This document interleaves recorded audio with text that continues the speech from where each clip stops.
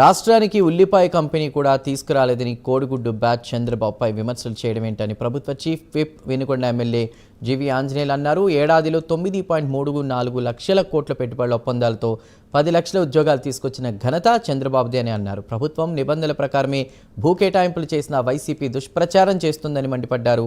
Ursa data సెంటర్కు ఎకరా 50 లక్షల చొప్పున, ఐటీ కార్యాలయానికి ఎకరా 1 లక్ష చొప్పున భూ కేటాయింపులు జరిగాయని, 99 పైసలకే భూ కేటాయింపులు జరిగాయనే విషయంపై బహిరంగ చర్చకు సిద్ధమా అని సవాల్ విసిరారు.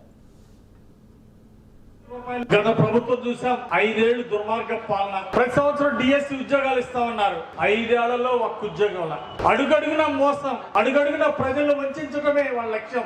ఇసుకలో కొత్త పాలసీ తెస్తామన్నారు. ఇసుక మీ 1000 కోట్లు దోచుకున్నారు. బ్రాందీ మద్యం సొంత మనుషులు పెట్టి అమ్ముకొని, ఫోన్ పేలు కూడా లేకుండా, అకౌంట్ పేలు రూపాయి లేకుండా మొత్తం 1000 కోట్లు దోచుకున్నారు. దోచిన సొమ్ము ఏం చేశారు? ఎక్కడ ఏదైనా ఇన్వెస్ట్ చేస్తే, ఇక్కడ పరిశ్రమలు పెడితే అందరికి అవినీతి సొమ్ముతో 1000 కోట్లు దోచుకున్నారు. ఇదిగో ఆ డబ్బులతో ఈ పరిశ్రమలు పెడతారని తీసుకెళ్లి దుబాయ్ లో పెట్టుబడులు పెట్టారు. ఆఫ్రికా దేశాల్లో పెట్టుబడులు పెట్టారు. అక్కడ గనుల్లో పెట్టుబడి పెట్టారు. ఈ జగన్ అండుకో ఎంత దుర్మార్గం అండి.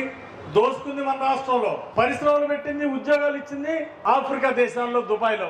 ఈ విధంగా అవినీతి సొమ్ముతో 1000 కోట్లు దోచుకున్న వాళ్ళకి గుణపాఠం చెప్పారు ప్రజలు. ఒక్క అవకాశం అంటే ఒక్క అవకాశం ఇచ్చారు. రపరపలాడిచ్చారు, దుర్మార్గాలు చేశారు.